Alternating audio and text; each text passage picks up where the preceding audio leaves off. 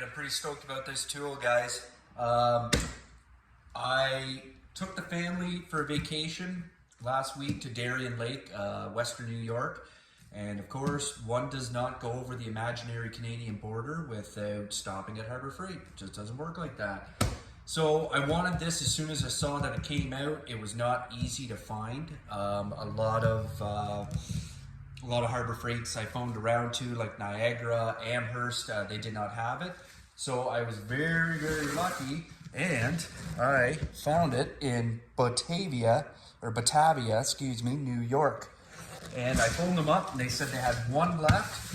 I asked them, I said, will you put it away for me? They said, yep, sure, no problem, which was really awesome because I know the other Harbor Freights, they were like, well, even if we had it, no, we can't sort of decide. It's in high demand. So anyways, managed to get one of these. Really, really happy to get one of these. When I bought it, though it had this big damage here in the box, and I did the best I could, trying to haggle down the price, see, you know, if it's damaged and all, but the manager assured me that there is no missing parts. He said, we get this all the time. And anyway, so I took his word for it. So what we're going to do is we're going to assemble this unit and have some fun with it. Really stoked about it, as it's a chop saw and a bandsaw stand in one. I'm going to show you guys what I made for my Milwaukee bandsaw and what I've been using now for quite a few years before I get into this.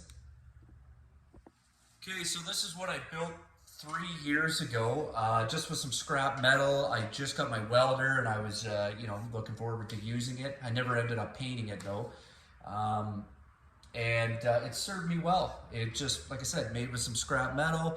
At the time, there was, I think, that one bandsaw stand. It's still on the market, and it was just a stand just like this, but it was pretty expensive, and it still is. So I just thought, you know what, I got a welder now, and I love making my own tools, and this is what I want to do. So this is the design. It's pretty good. Like, if you look down here, I got this, I don't know, catch metal here just to keep it level, because before I had that, it wasn't riding level, and basically this battery, it was hitting against here, which is great, because before that, you kind of had to commit to what size of battery you wanted to use, because the battery was actually butting up against here. And if I used a 12 amp hour battery, it actually sat nice and flush here before I welded this on.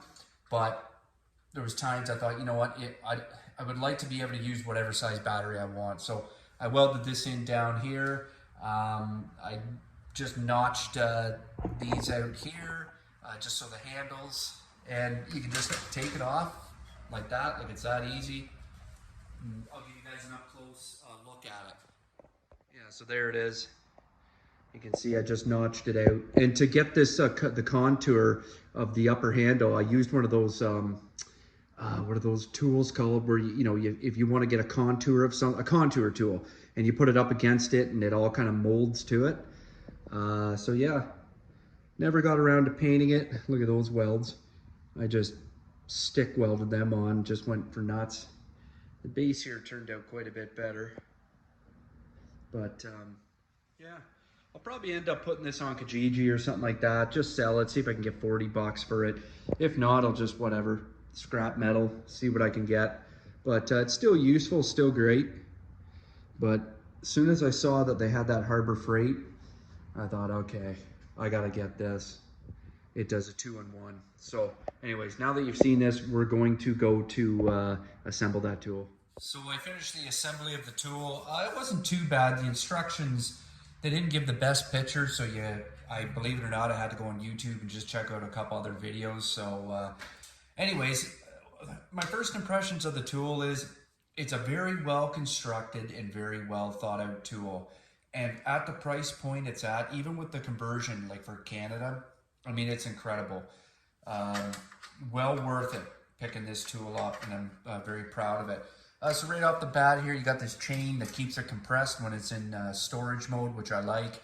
The only thing I had to do was this little holding nub here. I had to turn it 90 degrees just because it wouldn't line up with the chain.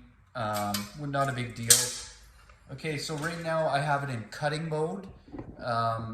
And the reason for that is like I'm going to be using it more for cutting than I will with the table tray.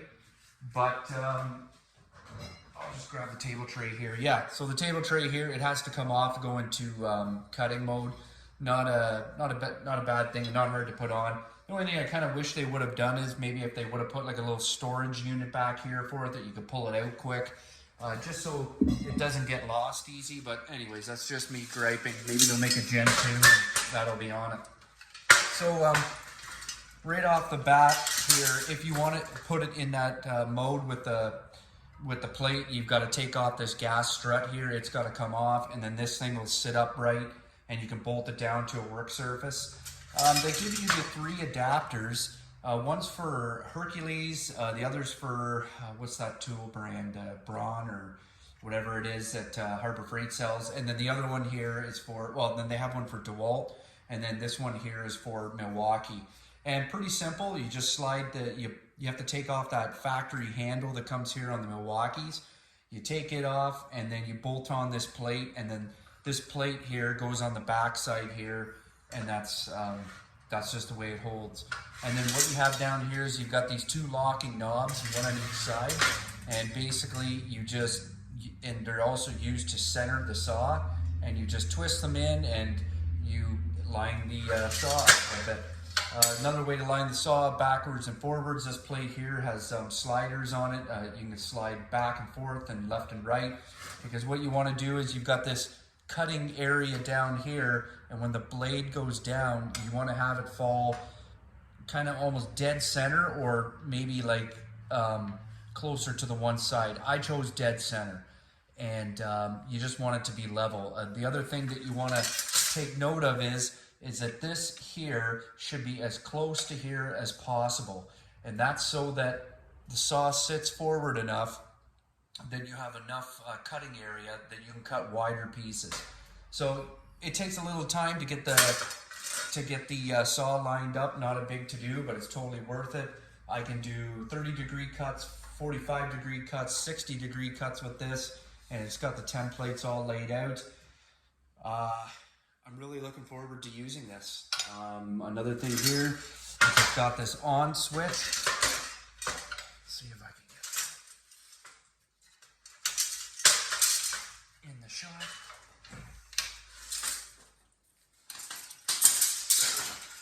So you got your on switch here. This plate here it goes underneath, and basically you push this on, and then there you go.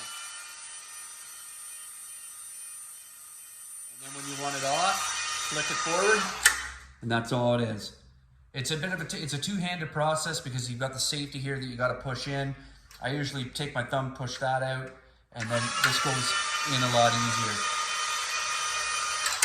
All right, so that is my quick review of this saw and the construction of it. As I mentioned before, big fan of Harbor Freight. I wish we had them in Canada. I'm going to be going over the border one more time here to do another purchase. I'll kind of keep that as a little bit of a secret. It's going to be a fun one. And stay tuned for what's more. Armchair Engineer 85. Like, comment, and subscribe, guys. It really helps out the channel. Thanks.